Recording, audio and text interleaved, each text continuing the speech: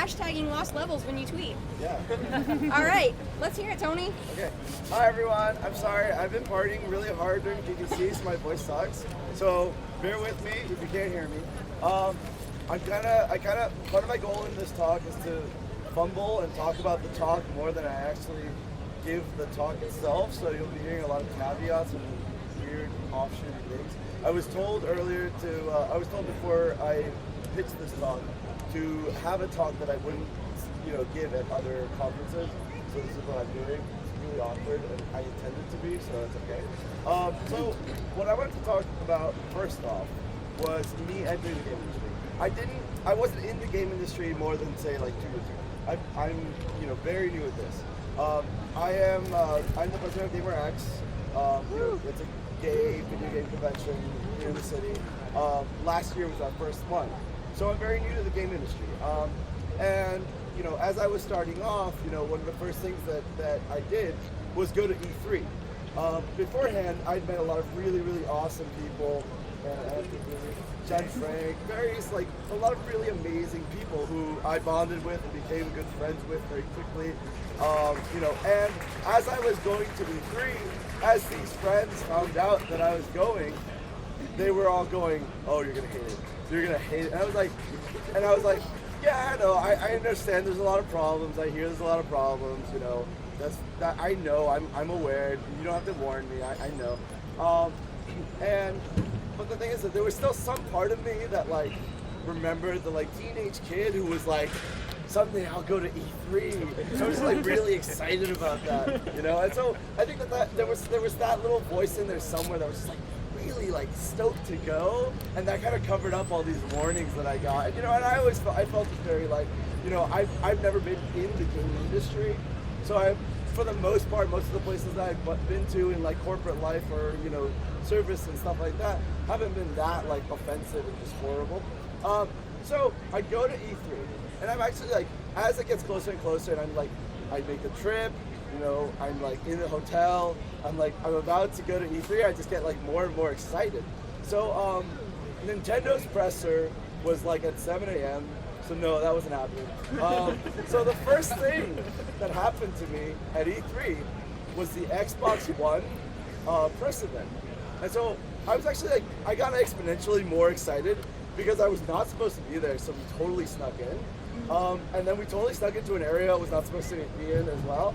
So I had these prime time seats to the first thing at the first E3 that I'd ever been at. And I was just so suddenly I was just, all I was excited to be there. And it was really funny and awkward, and it had a bunch of bugs, and it was kind of poorly done, but it was I didn't care. That was fine. However, mind you, this is the first thing that I did at E3. My first experience at E3, my first experience in a big professional setting in the game industry. The Killer Instinct presentation. I don't know if you all, yeah, some of you have heard of it. So they were showing off Killer Instinct. They bring out this girl who is I think the second woman to be on stage. The first woman that was on stage, her hair was done immaculately, makeup immaculate, just this brilliant outfit. They send her out, and she's dressed very casually, and I'm like, "Oh, that's kind of cool, whatever."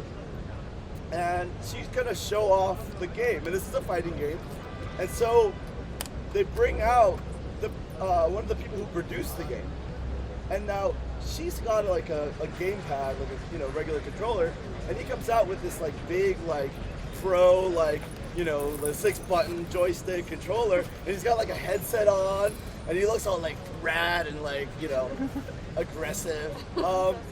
And she's like, "Oh no, I don't want to play against him," or whatever, right? And so they pick him out, and then right off the bat, they're playing this game against each other, and they beat each other up, and he's just flooring her, just destroying her.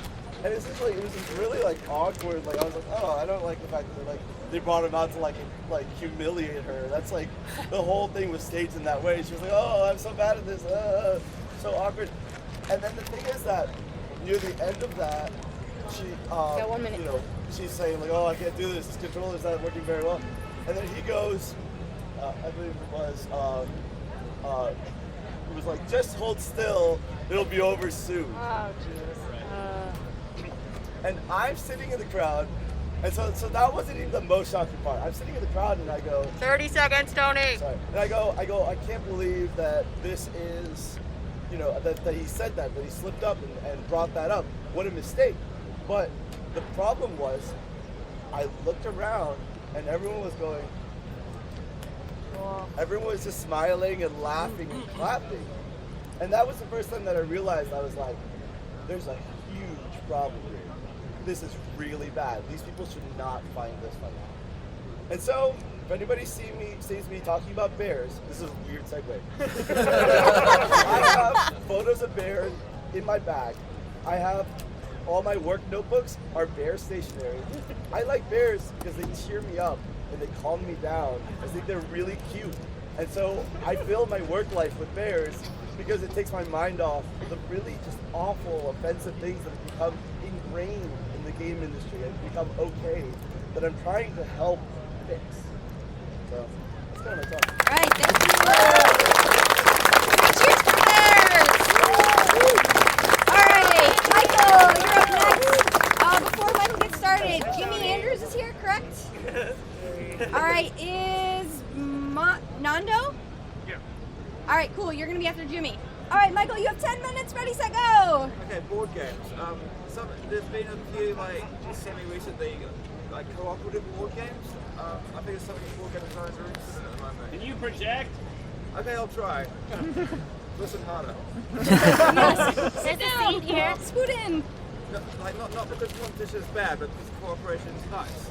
And there's a weird thing that happens with a lot of cooperative games, which is that say I own a copy of Pandemic, and say I invite you around to my house to play, and we're playing, and it's your team don't have any agency in the game at all, because I'm basically playing it for you, telling you what to do, because we're all on the same team. Whoever's on the team who has the most confident, who's the most forceful personality, or who knows the game best, is basically making the decisions for everyone, and that kind of feels bad, I guess. So there are some ways that board game designers have used to try and solve this problem. If you have multiple teams and you have cooperation within each team for competition among the teams, and say, so in Bridge there's hidden information, you'd like your teammate to know what cards you have, but you don't want your opponents to know, so you're not going to tell them, so they have to make their own decisions. So that works. Some games have a trader which is like a hidden team or something. There are some real-time board games which are really interesting because they basically make it impossible for one player to think through everything, so everyone has to be doing something at the same time. This is co-op works great in video games because a lot of video games are real-time, and it's a lot easier to do than a real-time board game, but check out there's like a Temple Escape game which is really interesting, and Space Alert. Cool. Enough point. Yes, you could also just make it a rule of the game that people can't do that, which is quite interesting. You can say everyone must take a vow of silence. You can't discuss moves. That's cool. That is weird because it isn't the same friendly, jovial, cooperating atmosphere, but it works. There's a game Hanabi which has very strict rules about what information you're allowed to convey to your teammates. That works. Okay, I'm going to change something completely. Something I've been doing recently is trying to learn to dance, which is really hard for me. It's something that's completely alien to me, and it doesn't come naturally at all. And for a long time, when I've been trying, it's been really unpleasant. But I've been trying to push through that, and I highly recommend expanding your boundaries by doing something that you really don't like and trying to get to a point where you're able to appreciate it. So specifically, dancing with a partner is partner dancing. Swing is a particular style I'm learning, but that doesn't matter. So when you're dancing with a partner, you have to coordinate your movements somehow. So you're connected. It's awkward if you're doing different things. So you have to have some principle to organize what you're doing. So one way to do that is you could have a routine that you both learn, and then you know what you're doing fits with what they're doing because you've memorize the sequence, but that doesn't have any room for improvisation. So to allow for improvisation, what a lot of dancers seem to do is they have two roles. One person is leading, one person is following. And the lead chooses what move they're going to be doing, and they, through how their bodies are connected, the follower responds to that. Like if you want to spin someone, you like move their hands and they like follow and turn around. And yeah, this works well. Okay, like historically, these two roles, leading, following, were like gendered, but that's obviously not important. Like anyone can take either role. I've danced with men and women in both roles. It's fine. Like it's normal. Okay, so there's two separate things, like board games and dancing. So think of dancing as a game. It's not a board game. I guess like a word for it. Maybe not. But if you were at David Kanaga's talk, like it's completely natural to think of dancing as a game because it's like it's music, it's movement, it's play. Yeah, like there's you have moves that you can do. What position you're in determines what moves are available. So there's mechanics. And so it's obviously it's a cooperative game. You're trying to dance together to do something. And so like, does it suffer from the same problem that sometimes appears in cooperative board games where one player is telling the others what to do? Like the short answer to that is yes, because one player is leading and the other player is following. But in the context of a dance, that's not a problem. You don't have the follower isn't feeling upset that other people are telling them what to do and know better the game. And so I think this is possibly an interesting relationship to look at. Like here's a place where you have cooperation where someone is like directly choosing what moves to do for the other player. Like there's room for expression for the follower. Like but like the overall structure of the moves is determined by the lead. Yeah, I don't know. I'm not exactly coming to a conclusion. I was just like, here's a connection. I know through two different things I was thinking about. Okay, like, yeah, the leading role feels to me more like a traditional game role because you're choosing moves. You have like that direct agency, and the following is kind of mimicry. Is less like gaming and more just like being. And like a lot of people actually prefer to follow than to have to choose what moves to do. There's like I just want to dance and it's fun. So yeah, I don't know. Can games learn from this? That's all.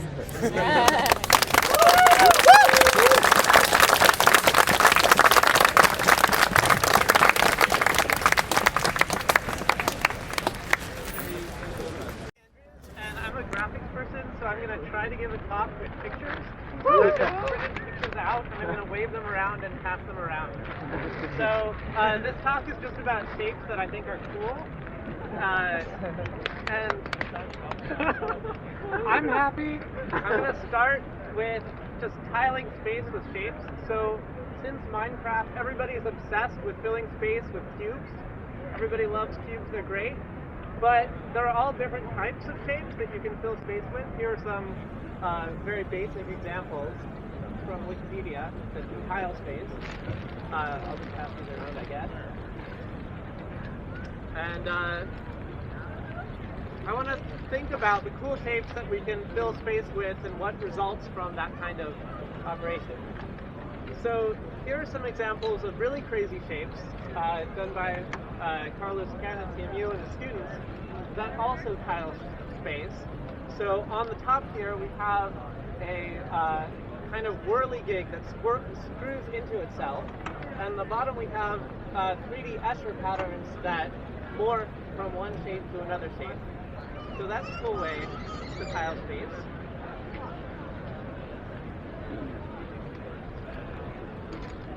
And here's another one from Carlo that is interlocking shapes. So you can have these tiles that snap together, and these are 3D printed. They're real objects that you can completely fill space with, even though they have holes in them.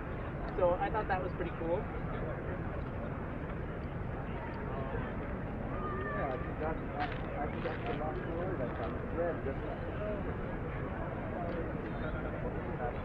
Another more general way to think about filling space is not to use regular tiling, but to use Voronoi diagrams. So Voronoi diagrams are this pretty basic concept in geometry where you say, I just have a bunch of points that I've placed in the world, and I'm going to find a cell as the region of space that's closest to one of those points.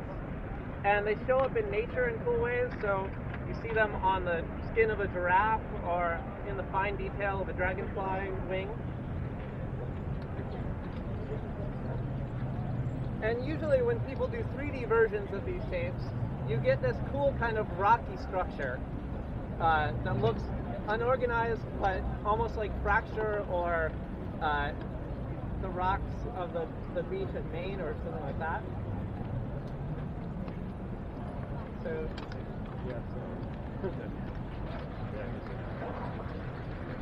but the interesting thing is that you get more and more structure if you put your points in regular positions. So if you put your points in a regular grid, like I did at the bottom of this one here, then you'll get back to your favorite cubes, and you can get those in a Voronoi diagram too. And as you jitter the points, you get that rocky structure again. And here's a more circular pattern on the right of the slide.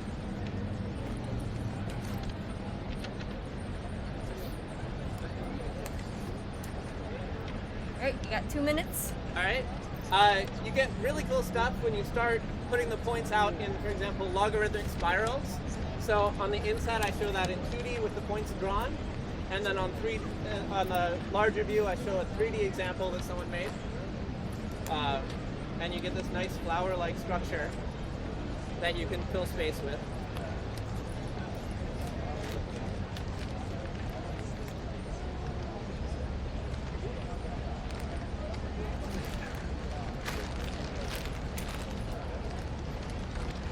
And if you keep going in that radial structure pattern, you can get even cooler things. This one's kind of hard to see, so I'll just pass it around. It's a 2D variation. And if you generalize this kind of circular pattern to 3D, you get these cool planetoid shapes that have different structure depending on how exactly you place the points in the world. And I'm going to pass that around with some concepts of little planetoids that my friend Brendan drew on top of these. So that's the end of my talk. Those are all my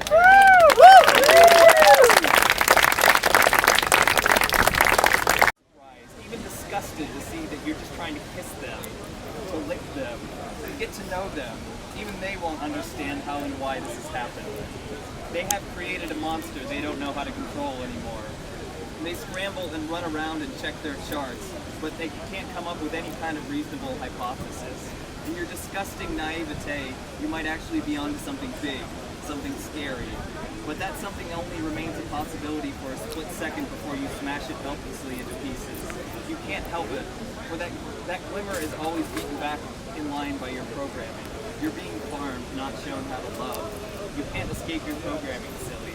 And so live your life inside this pen and try not to do anything bad, sweetheart, if you can't help it.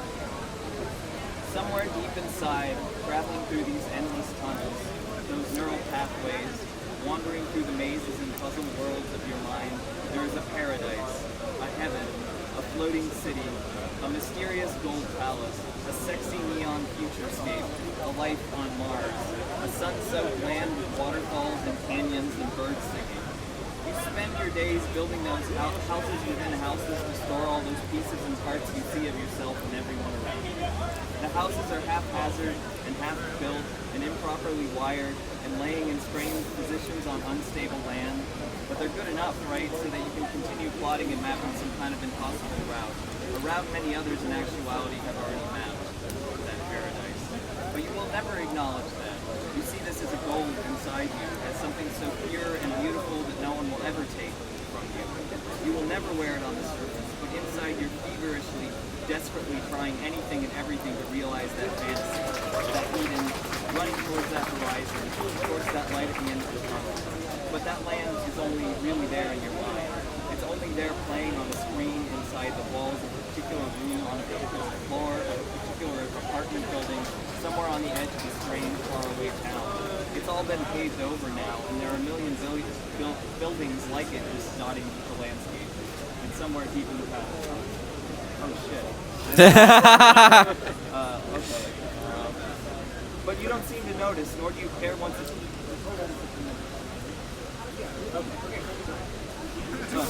Okay. Nor do you care once it lands down in a very particular position on one very particular plot of land, only seen and experienced in one very particular way, by very particular people, or that it's fade, liked, and then forgotten. Because anyway, you still smile smugly at yourself. You know not so deep within yourself that you have that space colonized, that you really got one over on them, and they know it too. You are the master of that domain. You've escaped it all, and everything around you, you distilled in the best way possible. You're free. Future generations will know you and sing your praises. You are standing on top of that little mound of dirt, and you will kill anyone who tries to take it from you now. Don't fuck with me, bro, you say. I'll fuck you up. Sunglasses on, cigar in mouth, rolling down the street in a limousine, oozing blazing, while some girl in a bikini gives you head. You own the world, at least in that one moment. And then, as you're drifting off into sleep on some cold and lonely night, as distant sirens wail and homeless people outside your window hack and cough, and as the wind is howling, maybe not outside but in your dream, and suddenly you're drifting into a confused, strange nightmare when you hear a voice appear in your ear that says, and for a second, you smile softly, because you see those levels of those video games you played arrange and rearrange themselves and superimpose themselves on top of others, and you think back to who and where you were then fondly. But then, suddenly, they begin to morph and look stranger and stranger, and like they're from some video game you've never seen before, on some system you've never heard of before, in some language you don't understand. And then the levels begin to mold and intersect themselves with places you've been and things you've seen and experienced in the flesh, so much that it's impossible to separate them anymore. And now all the puzzles can't be solved, and the exits are all in the wrong places, and your jump key doesn't work sometimes, and the power-ups all hurt you or change your body in strange, uncomfortable ways, and all the level designs make no sense, and the keys always break when you put them in the locks, and the princess never needed saving in the first place, nor was there ever one. And all these neatly constructed little scenarios seem to hollow themselves out and flop over like the poorly constructed backdrop of some elementary school play. And then as you shift around restlessly in your bed, the camera zooms out on you in your sparsely decorated apartment in that big city, and then eventually still sitting on that same plot of land, still back in that same chicken coop, still being watched by those same farmers, still fighting tirelessly and endlessly for that same little mound of dirt. The fact is, you can't buy your way out of this one.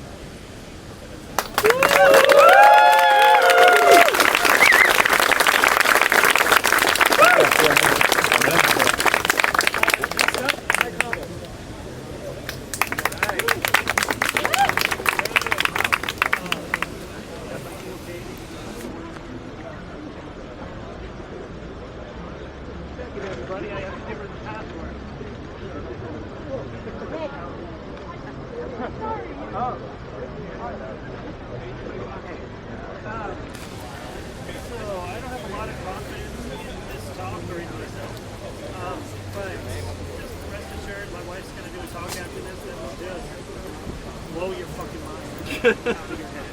So, first of all, warning, this contains spoilers for the ending of the movie Abyss. So if you have been warned, sorry about that. I've been in England for about 20 years now, and over that time I've watched Rain come go from decent survival all the way down to basically zero. And about a year and a half ago, I calculated that within 6 months, my bank balance was zero. And I was able to pay an invoice. So, obviously I had to do something. So my wife and I started looking for job opportunities, like Costco, Barnes. She was a little more serious than me because I was very lazy and very shy. But thankfully, during this time, Seth showed up, and he came up to me and asked if I wanted to help him with this idea he had for a sandbox MMO on iOS, which certainly seemed like a very simple project, no problem. So, we worked on that, and by the time the 6 months was up, and I should have been completely broke, I was making more money in a month than I used to make in a year. And since then, it's grown by orders of magnitude. I mean, at this point, basically, I'm retired. I mean, who the hell cares? So, we're here at Lost Levels, though. And, you know, man, it's not all about the money, man. It's like making art. Shiny rainbows in the sky and all that. So, that's what the direction I want to talk to this about is you have to understand that I need to make money for the games I make because I truly am absolutely all about the art. It's really the only job I've ever done. The only thing I know how to do is make games. So for me, if I were to go flip burgers all day, then get home and I'm too burned out to be making games at all. So I have to make money with my games, so this is a really big deal. So the question is, the thing I'm going to listen to here today is how to make money making games. So, how do you do it? I could tell you all the little things that are special about Anthropy and buy it today. That make it special, so I knew it was going to make money. But that's a bullshit because I didn't know those things going on. And I've been doing this for 20 years. I really don't know to the public. A lot of free notifications on it. And through all that, I've never known the way to make games. I just keep trying every single game. I've tried something different. Keep going at it. And what I've learned is that what you need to do is take the crazy ideas in your head, the specific game you want to make. Doesn't matter, don't worry about the publishers, the thing that the public wants. Just take that, make it as fast as you possibly can, and launch it. And then just see what happens. Because the secret to the #1 smash hit is to try and try again until you hit something that works. Because the thing that works is only going to work for you in that one moment in time. Big flappy birds. Because nobody else is going to be able to hit that exact same magic combination at that moment in time. So you think, well, you know, that's ridiculous. It's not totally random. And that's true. Your first game is not going to be either your second, your fifth, or whatever. If it did, that would be totally random. So don't spend a year and a half making your first game, or your second, or your 10th, or any game until you find something that does work. Just crank them out, all your crazy ideas. And then, eventually, you hit it. If it will work. Then you can go, and then you can do when Anthropy came out, the reason we had success, I think, is the fact that sheer accumulation of chances. Like I said, 60 times I've released games right at that. So eventually I had to get something. And that was one factor. And the other factor was, between Seth and I, we have over 40 years of game development experience. So when we make our little decisions, we're making this kind of right with something else. And that experience becomes different. And it's experience with releasing games, not just making games.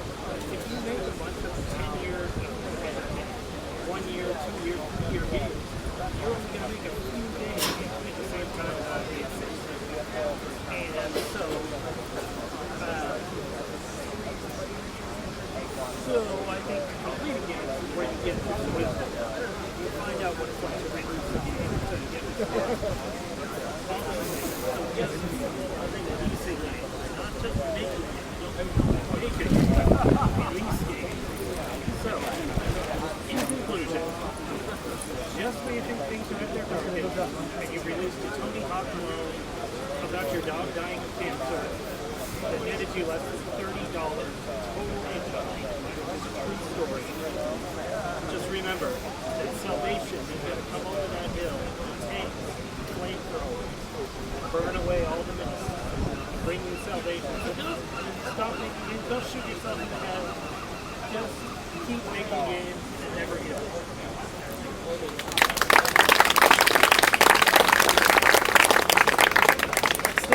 Solee Hommel.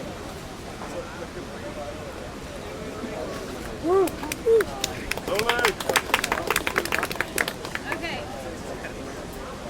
Hi, I love Lost Levels. My name is Solee Hommel, and today I will be performing some of the email exchanges I had while providing customer support for a sandbox game which is largely populated by under-supervised preteens. Since Growtopia's release, players have made 2 million accounts and 28 million worlds. We have an average of about 8,000 players online simultaneously during the week, and on the weekends we spike to about 16,000 players. We now get 200 to 400 support emails daily, and we have handled over 100,000 emails total. Mostly me. The emails I'm about to share are real, although the names have been changed to protect the really, really dumb. And I feel like only fair to warn the more sensitive among you that 12-year-olds use some of the most creative and vile profanity I've ever come across. Wow. Everyone, give me free gems, please. P.S. You guys are scammers. Calling us names is definitely the way to get free stuff. I am Torgo31 the Great. I call you as I please. Ellen, you guys keep charging my account. This is a free app, and we're getting charges as we speak. My son is only 7. He doesn't know this bullshit. I'm calling my lawyer first thing Monday and take action if you don't get back to me and return all my money. This was a Saturday. We will look into this. However, blah, blah, blah, explain how in-app purchasing actually works. The email was free. The app was free on iTunes. Blah, blah, blah. I explained IAP again and told her to contact Apple for a refund. The app was free on iTunes. Franklin, 1. I have a big question. Can I buy Seth's account for $10 million? Seth said, Everett, 2.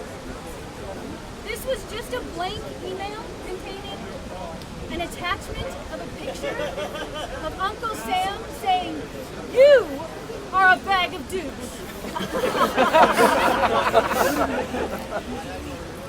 Harry, my dad is working at Congress. I will tell him to write a strongly worded letter at the court about your stupid company. He is angry about this too. He will write a letter. You banned me for some stupid reason. Be prepared to go to court, okay? You know what? Never mind. I'm going to tell my dad to write a letter to court and to the Congress. Just so you know, this happened to me on some game. My dad wrote a letter, and the next day, he was arrested. He had to go to jail for 2 years. This is a true story. If you don't believe, that's fine. I will look at your angry and sad face when you are arrested and say, I told you that you will be arrested. Also, add Seth, even if you live in Japan, we will arrest you too. And I hope you enjoy jail. Bye-bye.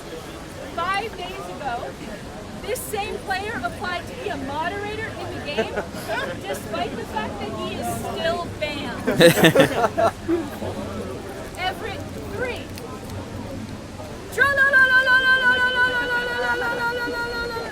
Seriously, it goes on.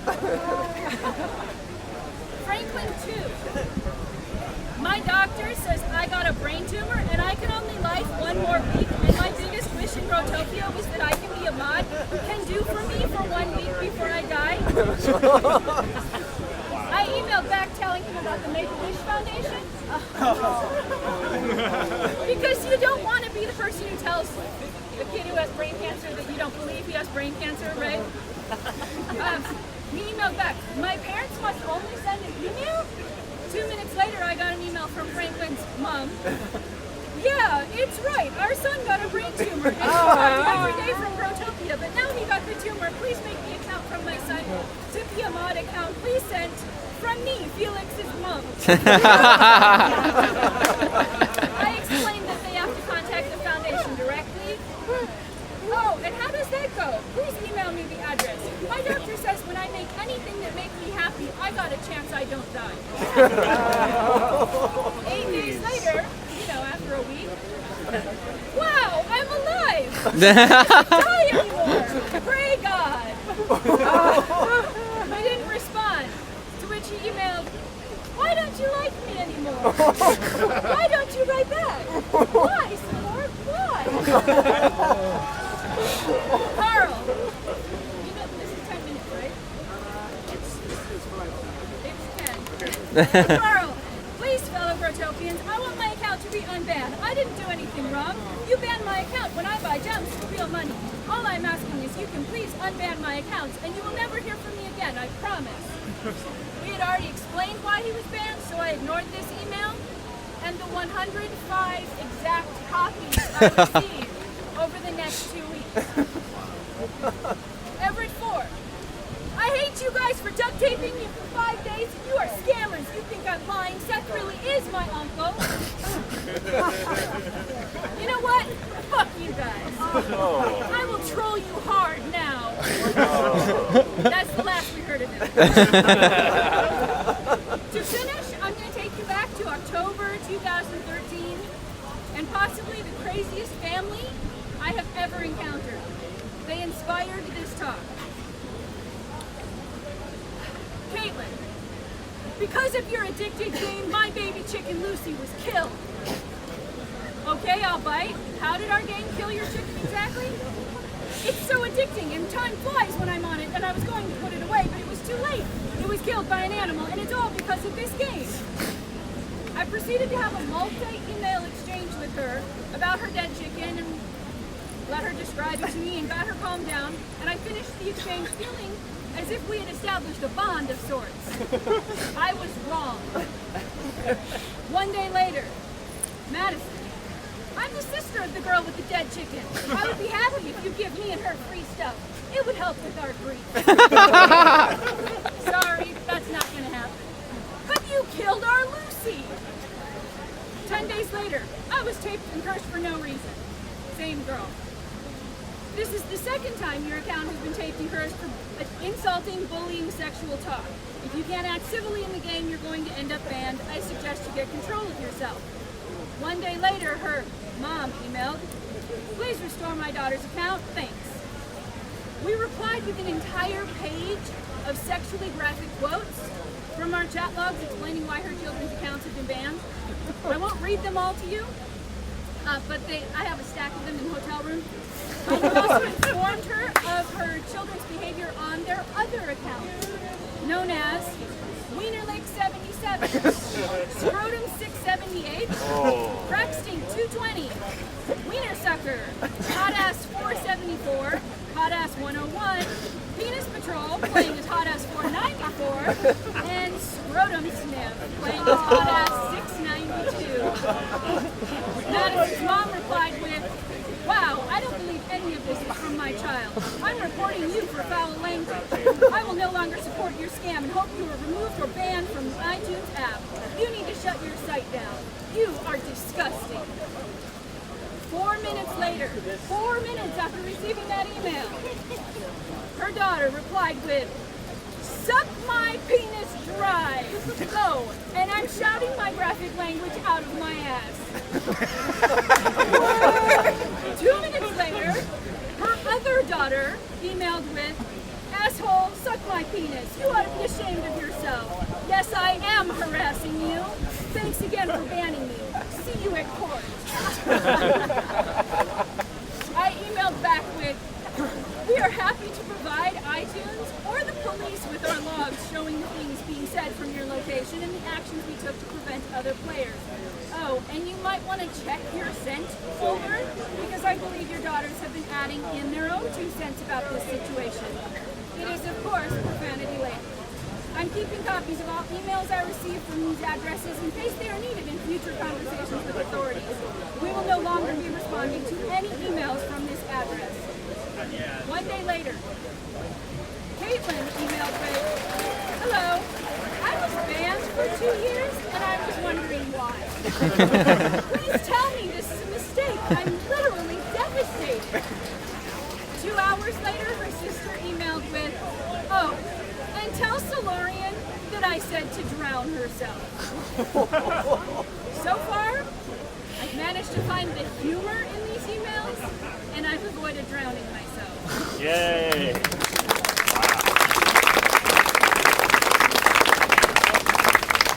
Next up, James Hoffmann.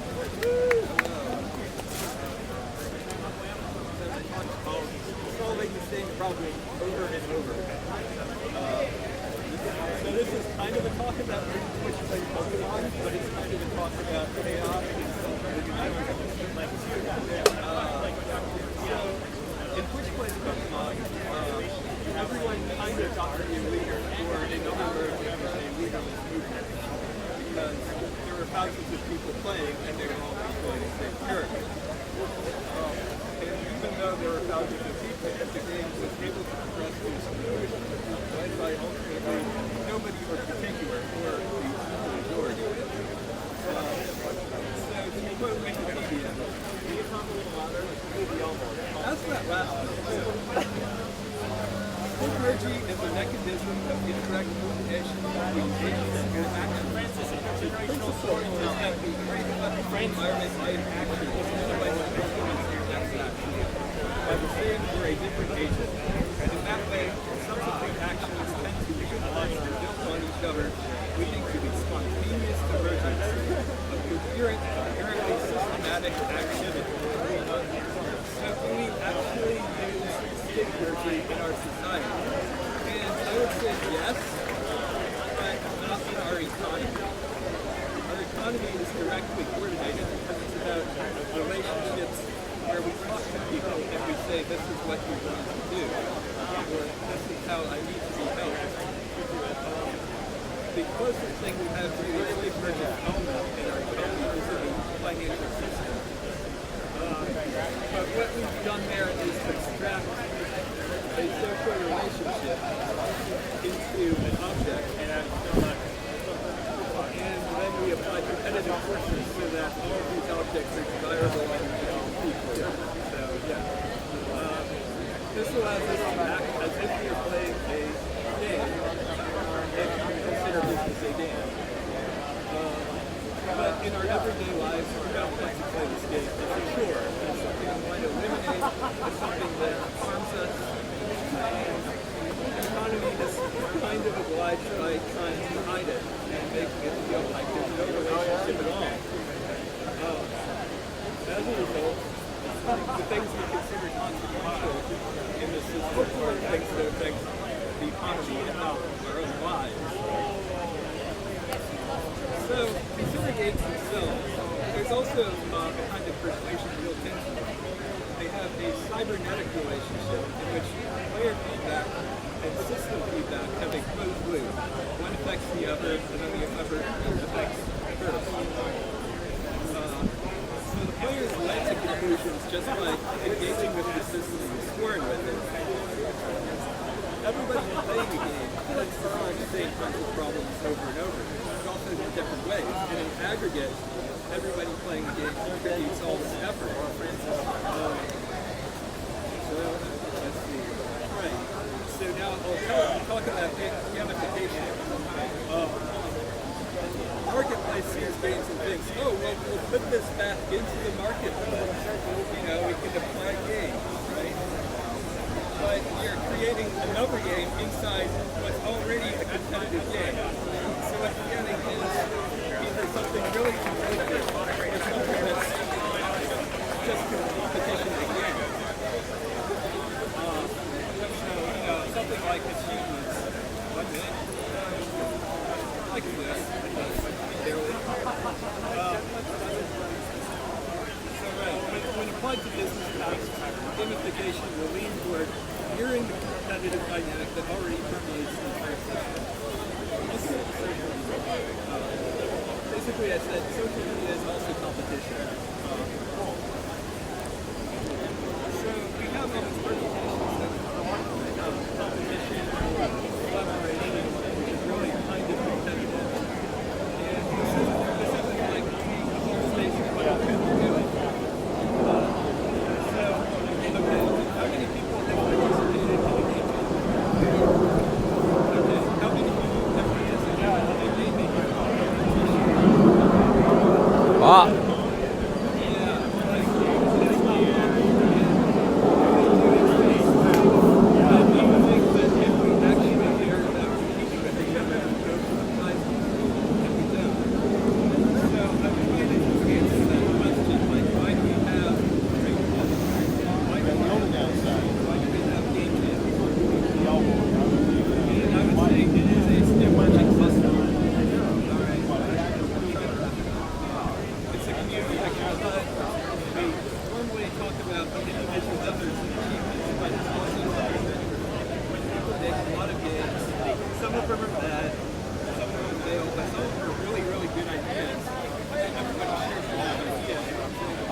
The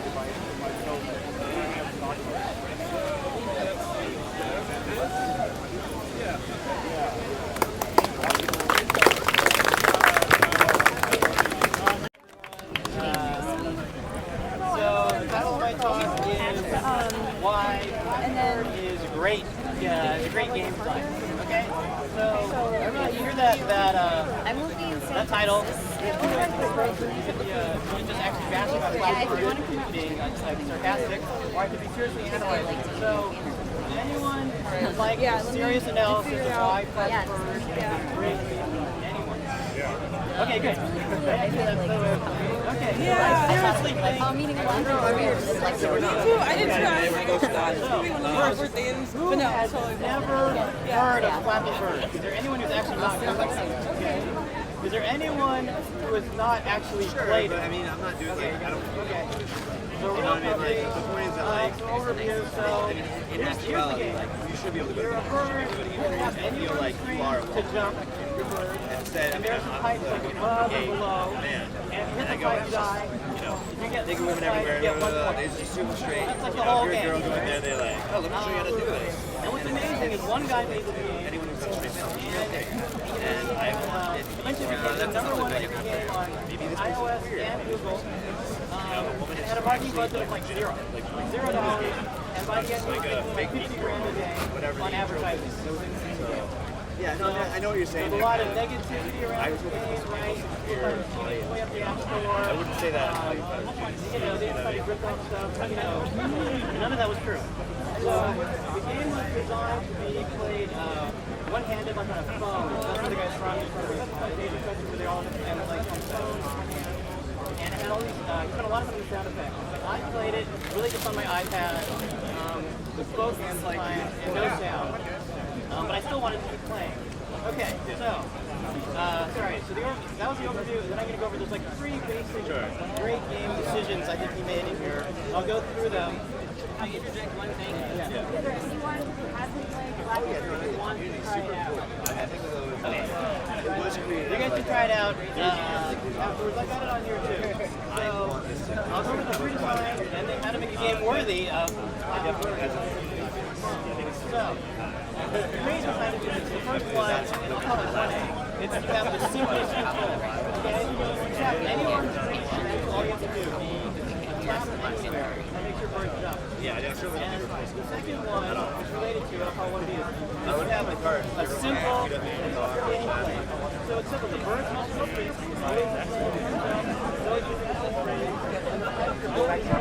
spaced apart, right? Everything's fixed. There's no power up, there's no food, there's no levels, right? But you think about it, what comes from just those 2 parts? The first is the decision. One, the tutorial. It takes 1 second to figure out the controls. You've never played it. Okay, it takes 3 seconds to figure out the entire game, right? But with that, what also comes from that, the game has to be sound, right? The gameplay is fixed. It's going to make it super easy to know or you're looking at sports, make it challenging. That's what that is. This is a game that takes it takes 1 second to run. And you never anyone can play it, right? Your grandma can play it, anyone can play it. And another thing that comes to it, you have triangle controls, and it's so you die fast, right? You do that fast, it's actually advanced. We'll get to that why. The second design point is, well, start recording in 1 tap. Okay, what that means is fast iteration. That has more fast, which is the monetary thing. But now you can play any time. Play the fast period. Yes, you have full knowledge of the game. That's the key, okay? So after you play the game 5 times, this is the real thing. When you die, it's like if you die, right? With the bottom pipe, it's because you didn't hit it fast enough. With the top pipe, it's because you hit it twice. So when you succeed, you're going down. Hey, Rick, Chivo, you're a problem.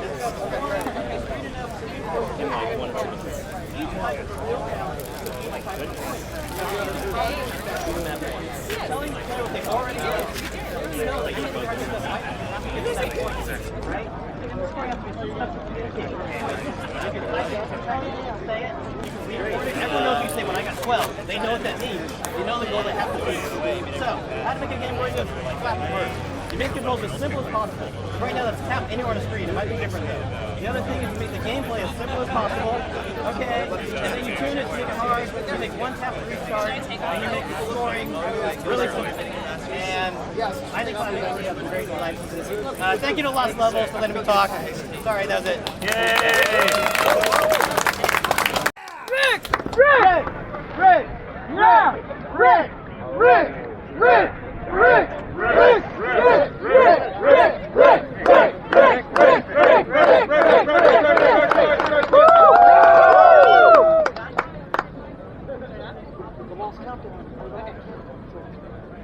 Warning, this talk does contain sexism, nationalism, homophobia, racism, and sarcasm.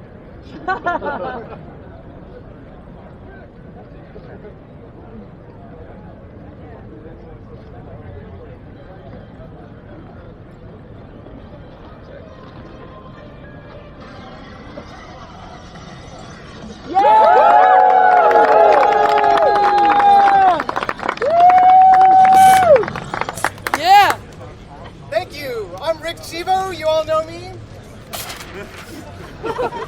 I'm bringing you the 10 most important responsibilities of a game designer. I'm really glad that the folks at Lost Levels, aka the GDC Weirdo Summit, invited me here to drop some knowledge on you because I understand you guys are having trouble making some indie games. Well, I've been in AAA games for over 25 years. I recently made my move to indie games to start my own studio. I may not look it, but Chivo is 58 years old. You probably know my hit indie game, Dino Suck Thunder Gun. Dino Suck Thunder Gun Infinite. So, without further ado, let's get started. These are your responsibilities. Have fun.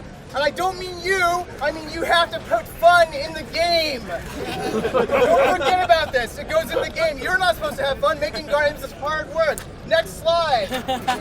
By the way, before I go any further, a big hand for Katie from Gone Home, my booth babe. Your job, putting fun into a game, it's fucking simple. You are a pleasure slave. That is your job. Your job is to stroke every ludic orifice of every player to make them feel fun and challenge and mastery and other sensual feelings. Stroke their neurons. You are a fluffer for the ultimate pornography, the real world. You want to get them hard and wet and ready to go back into reality. That's the only thing you have to do, so why aren't you doing it? Next slide, Katie. Tip number 2, be a straight white dude. Some of you seem to have a problem with this. I don't know what it's really not that hard. I'm going to tell you how. Next slide. Straight up white dude all the time. Look around you. There's so many role models here. Why don't you look more like them? You need to be dressing more like them. You guys look like fucking freaks. Get yourself a t-shirt, preferably with an 80s game on it. Wear some baggy pants and slouch around and do not talk. Especially do not talk about how you're different from them because that makes people really uncomfortable. It isn't that hard to understand. If you're not sure what games to like, just like what everyone else is liking. Okay, something about rules. Rules are really important. Put them in your game. Next slide. Tell it, Rick. Be made of pure awesome. And this means don't be made of other things. Do not be made of your experiences, ways in which you're different from other people, your precious feelings. Nobody cares about that stuff. Anything that makes you special, like nobody gives a shit. I don't care if you're like a queer Asian American trans woman from an immigrant family with some mild mental health problems. Nobody cares about that. Yes, Rick. I don't even know what to say next. Yes, games take a lot of crunching, but the more straighter and wider and duder you get, the more you can make other people do it. People like Ellen Page from Beyond Two Souls right here. Turn this.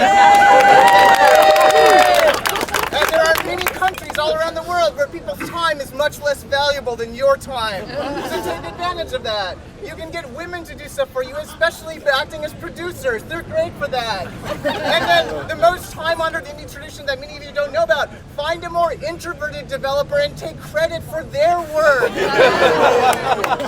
Next slide. You have to be super original. Super original. Don't be a fucking cloner. We'll find you, we'll kill you. Don't clone the fucking games.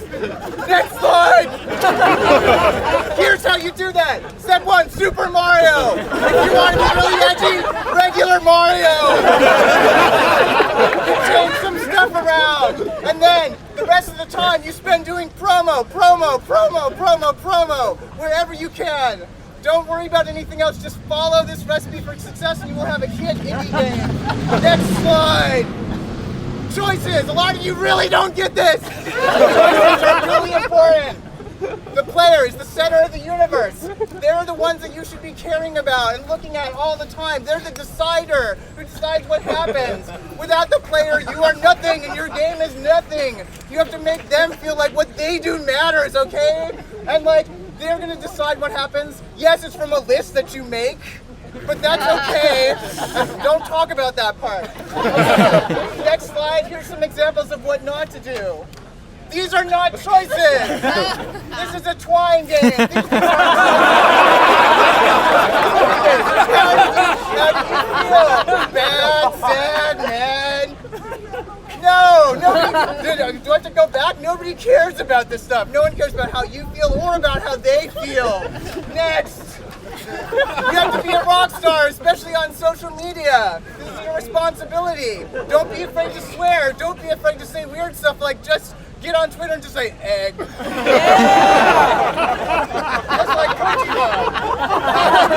Pick fights with everyone, especially like weird old guys who are still hanging around the games industry and being like, I have an academic job now and I have some ideas. No, fight them!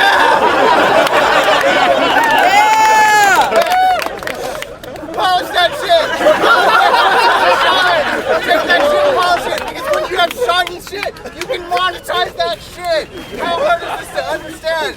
You need to like make sure that the game you create just looks like it's something that's always been there in the world and that there's no creator, it just happened and like, you just disappear into it. And because that's what we want. We want things that have been created as if by God, not with like human markings and sweat all over them.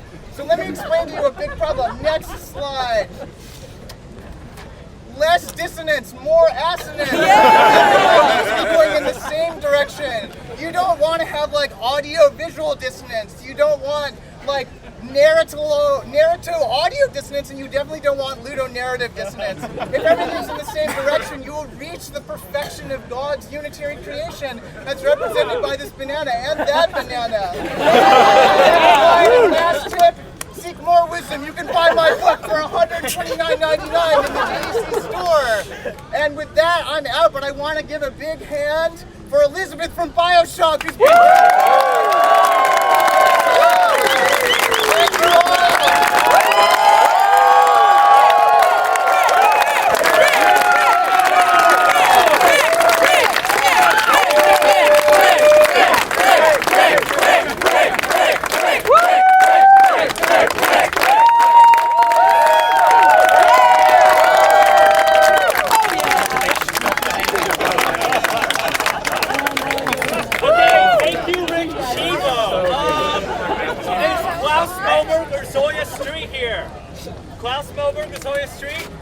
Okay, the next up is George Buckenham.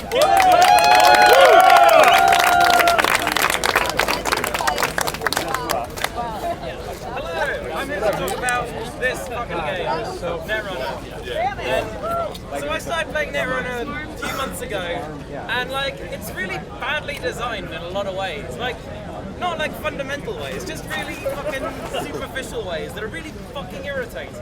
So I'm gonna like rant about as many of those as I can remember for bits, and then I'm gonna like segue into something of point.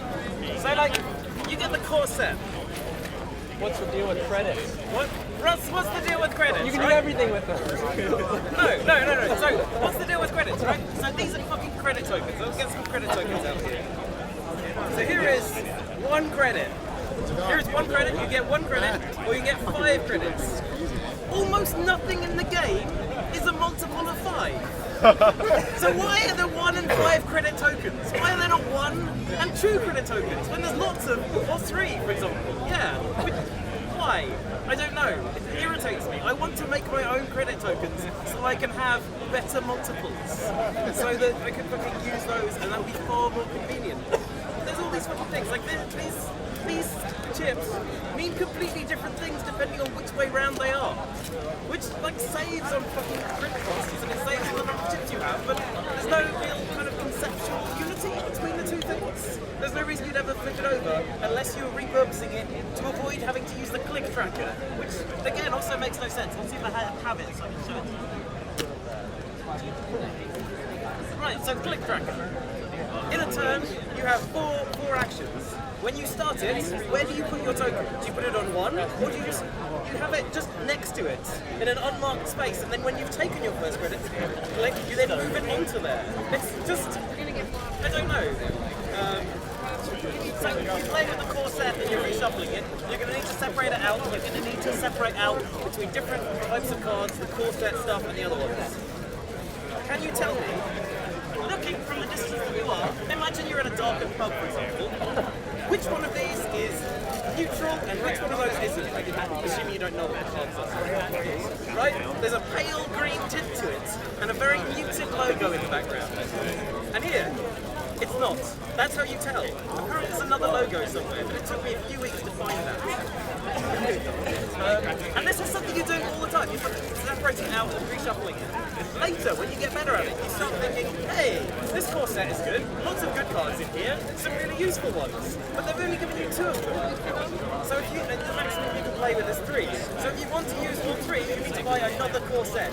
Some of the cards there's only 1 of, so you need to buy another core set. You need to buy this whole fucking box that is 30 quid, just for about 3 cards that you actually want. Yeah, fucking irritating. And like, just needlessly irritating. These are not hard things to have solved. You've got what is it? You've got a memory limit for the number of things you can store. There's no reason that couldn't have been printed on the card. You have to just remember, oh, that's 4 normally, unless something is modified. It's just pointlessly irritating. The manual, complete garbage, impossible to learn from. I think they officially recommend not trying to learn it from the manual, but instead a YouTube video they published a few months ago, about a year after the game came out. The best way to learn it though is for a friend to explain it to you, to talk you through it, talk you through the fucking stupid terminology in your hand. That's either your grip or HQ. That's not your hand. Your deck, like the deck you're drawing from, that's not your deck. That's your stack or your stack or R&D. I don't even remember this. I've been playing it for months and playing it fucking every week, and I don't remember some of the fucking terms. And they're different for each side. So if you change around, it's the same fucking concept. It's the thing you pick cards up from, the place you put cards when they're being used, and it's a different term for each one.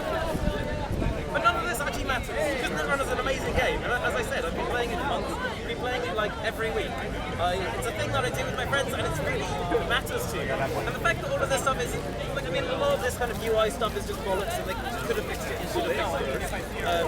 But in terms of the game being hard to learn, that's fine, because you're playing with friends. And like, if you don't have friends who play Netrunner, I would really advise that you try to play it. If you really like it, then try to play it. But if you do have friends who play Netrunner and you want to hang out with them and play games with them, then that's when I'd recommend you to play Netrunner. I'd say, yes, Netrunner's a fucking amazing game, you should definitely play it, you should play it with them. It's a game that you play with friends. It's like, so Minecraft is a great example. There's a lot of things in Minecraft not fucking explained. Nothing in Minecraft, as far as I know, even now, explains to you how to craft stuff. Instead you find that by looking on the internet, by looking at wikis, by engaging in the community around it. And it's a game, I like for a game that a lot of people play single player, it's a game with a massive community because it doesn't explain everything in worlds. And similarly Netrunner, in order to play it, in order to understand it, it's about the fucking community, it's about the fucking meta, it's about chatting with your friends, and your friends getting excited about spoilers, about new cards that are coming out, and talking about how they might hypothetically change the game.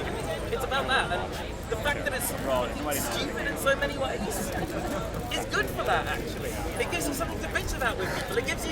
It makes you have to engage with the community in order to understand understand it in order to take part in it. It makes fucking evangelists out of people, like I guess I am now. It makes people evangelize about it more because they kind of went through this pain and suffering, and now they want to subject other people to the same pain and suffering, so they can enjoy this really fun thing they enjoy doing whilst hanging out with it. Yeah, so that's why Neron is terrible, and also why it's still great to still better.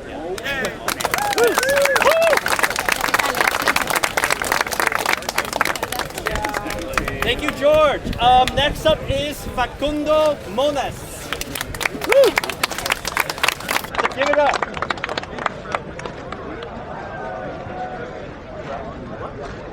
Nobody knows me, that's the best thing here, but I want to start with a little background.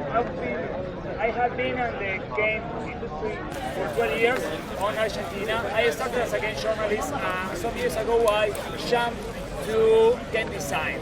Right? Why is this important? I'm not trying to be pedantic. It sounds pedantic, but I'm trying to be.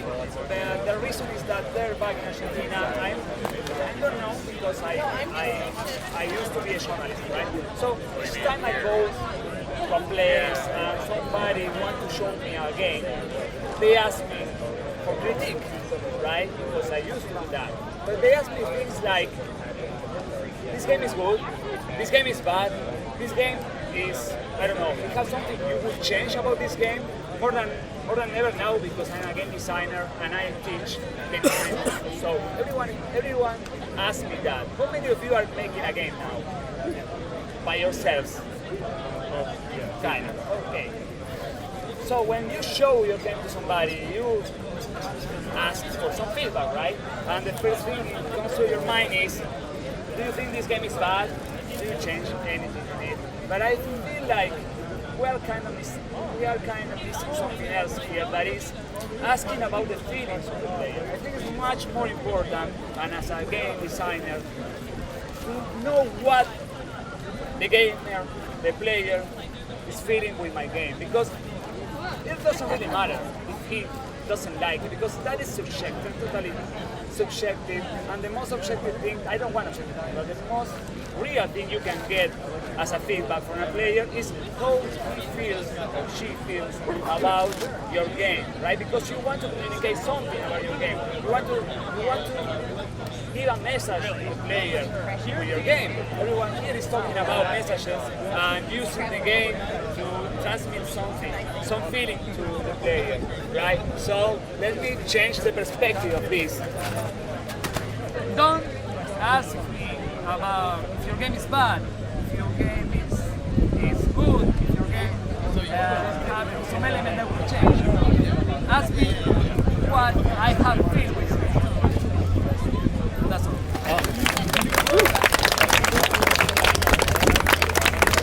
Thank you.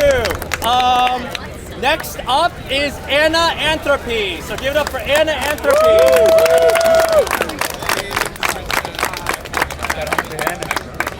My apologies to whoever said that I just stepped on. So, Zaddy bravely set a standard of general disclosure at the GC Awards last night. I'd like to open by saying, no, I don't have a vagina. In a talk at NYU last month, Larry Kopis talked about the resistance he received trying to get queer friends interested in a lot of the kinds of games we've sort of collectively drawn the circle of queer games around. Games about marginalization, oppression, and struggle. Our friends didn't play games to re-experience their victimhood. They played to escape. I think we're burnt out on power fantasies because so many of the ones we have to endure are the power fantasies of the powerful. Narratives that vindicate those groups of people that already hear from media that they are important, that have grown up hearing it. Inhabiting those fantasies, we do not always feel safe. They're often colonialist, the power they offer predicated on the powerlessness of people like us. What do the power fantasies of the marginalized look like? The late Jose Munoz, in his book Cruising Utopia, which is another thing I'm stealing from Eric, situates queerness not as something focused in the present, but instead as something constantly imagining futures. That's what so much of my game creation writing feels like to me, imagining futures. In our culture, a lot of post-apocalyptic fantasies zombie apocalypse scenarios in particular represent hyper-masculine libertarian escapes. At last, the man is allowed to lift his gun and shoot. For me, science fiction and post-apocalyptic fantasies allow me to imagine, and for a moment inhabit, worlds in which the systems that make me and my loved ones less free have crumbled to ash and blown away. To imagine streets which, whether because they're crumbling and deserted or floating in the starlit sky, I could walk down without fearing harassment. Art about being harassed is important too, although these works will so often be claimed by the mainstream culture as symbols of their own empathy and appreciation. It is important to name the things with which we struggle so we can talk about them, so we can remind each other they're real. But we need celebration too. We need reminders not only of what it is we're surviving, but what we're surviving for. What is play, but opportunities for celebration. Thank you, that's my talk.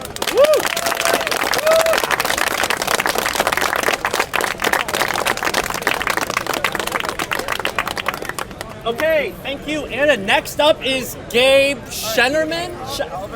Give it up for Gabe. All right. Hey, I'm Gabe. I run Albert, come on up here. All right. This is Albert. Hi, I'm Albert. I run a speaker series here called the Adventure Design Group, which is all about live immersive experience design. Stuff that blends games, theater, technology, the city as a game board, theater, etc. Albert? Yeah, I'm the current director of the Come Out and Play Festival in San Francisco. We make street games, urban games, and kind of live experiences as well. And we also have a monthly event where people can bring games where the main interaction is kind of physical, real-world stuff to test out and share with people. Yeah, so I figured we could just talk for a little bit about some of what we do in the Adventure Design Group, some of the speakers we've had, and also some of the real-world games that we've run, and how there might be some sort of back and forth parallel between the live experience and physical environment design and virtual game design, what we can learn from each other. All right. I guess I'll start. Sure. We'll figure it out. We're gonna Yeah. So I'll start by just talking, I guess, a little bit about a game that I ran just this February called Logan's Run. So this is a lot. Were you there? Yeah, I was one of the first people. Yeah, totally. I remember. Yeah. Awesome. I'd love it if you wanted to talk a little bit about your experience with Unbiased thing. Yeah, I'll let you talk, by all means. Yeah. So Logan's Run is basically a street game. So you play in the streets. Who here has heard of Journey to the End of the Night? Anyone? Only a few. Okay. Cool. So Journey to the End of the Night was sort of like a formative, seminal piece in this genre. It's kind of a citywide game of zombie tag where you are, there are maybe a few runners to start, and then three chasers start, and everyone else is a runner. You're given a series of checkpoints throughout the city that you have to make it to in any order, but you have to get a stamp from each one. And this started out super basic. I think I actually played one of the first ones where it's literally a guy parked in a hotel that had a stamp that you stamped. You got this passport done, you made it to the end. Try not to get caught. You put no private transport, so buses were okay, bikes, cars, not okay, taxis, I think okay. So, but over the years, this format became a very popular blueprint for this live-action street game. In part, I think, because it's so open-ended. So they got more volunteers and contributors, and each of these stops ended up kind of becoming an art installation of its own. So for some of the latest ones, one of the stops was a live-action game of Clue, where they were actors playing each of the players, and you had to figure out how they got killed. Some was a balloon maze, and others were kind of more like theatrical set pieces with candles and stuff. And this game has become an open source template that people in New York, in Washington, in Vienna, in Brighton, and in a bunch of other cities across the world have run. So if you're interested in that kind of thing, Journey is definitely something to look into. It's also inspired a lot of, itself is open source, but it's inspired some offshoots, like 2.8 Hours Later in London, which is basically full-on zombie mode, where the zombies are actually like given makeup and stuff, is running in the UK right now and is like in I think 8 cities in the UK and is basically making money, which is really rare for this kind of thing. So Logan's Run was really inspired by that, but it was a lot more narratively focused. We had 3 sections, one of which was in the Yerba Buena Children's Garden right over there.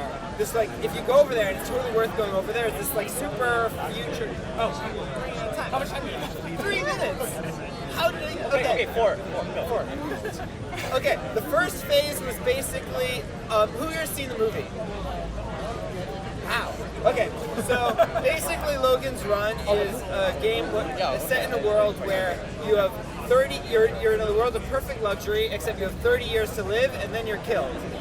And everyone has these glowing life clocks that like show how much time you have left. So we basically made a game using that structure where there were runners and there were sandmen. We charged $20 for runner tickets, $50 for sandman tickets, and the runners were like in this town playing games with actors, like doing yoga poses and finger fencing to earn health gems. We built hardware life clocks, which are little like lights that would go out eventually, signaling that you were over 30 and time to get killed. So the first phase was in Yerba Buena. You were like collecting these health gems. The second phase was like a run throughout the city where the Sandmen were chasing you, and the third phase was sort of a more contemplative choose-your-own adventure throughout the dog patch.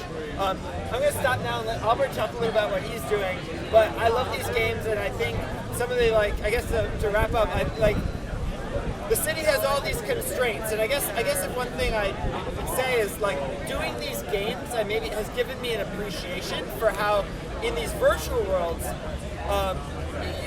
especially as a few developers, you're a lot more limited with what you can do. The channel for communication is a lot more narrow. You can only talk to a simple screen, but you have complete control. Whereas if you're doing a game like this in the city, we have all of these like channels of communication, interaction around us. The environment's so amazing, and we can pull all that into our game, but we have very little control. So treasure that control you have, because it's amazing. I just want to say, like, I got into real world games because I was doing parkour a long time ago, and we like see all these themes that you're talking about zombies, I'm talking about parkour, and these are things that are getting inputted into video games like a lot now, right? And these are trends that are exciting because they're things that we can see in our world happening, and we don't need to turn to video games and digital games to make that happen. We can really play those kind of roles and explore the city and explore our worlds by creating rules to overlay the things, like overlay on top of the things that we're already interacting with. So I think like real world games are really exciting because if you create a narrative, you're not just telling a story, but you're also giving an opportunity for the player to really be a character. To not just like witness how a character is interacting with their world, but be the person who's interacting with the world. It's really exciting to be able to kind of break rules in that way. To look at the world and say this isn't like a space that we're normally in and kind of walking around has certain rules, and when we're playing a real world game, we can say our rules are more important than what the cops are going to tell us to do, and we can kind of break that. We can say that this like field is like a place of dangers, or this wall is something that we have to get over. So I think real world games have a lot of potential for creating really special experiences for people that really stick with them a lot, like really strongly. And I don't think that digital games don't have that ability, but I think it's really important to explore that and try to take what we learned from digital games and those kind of rule sets and those kind of things too, and input it into how we live our normal lives. So that's Adventure Design. You guys should try it out. If you want to talk real world games, talk to us. Sure. Thank you.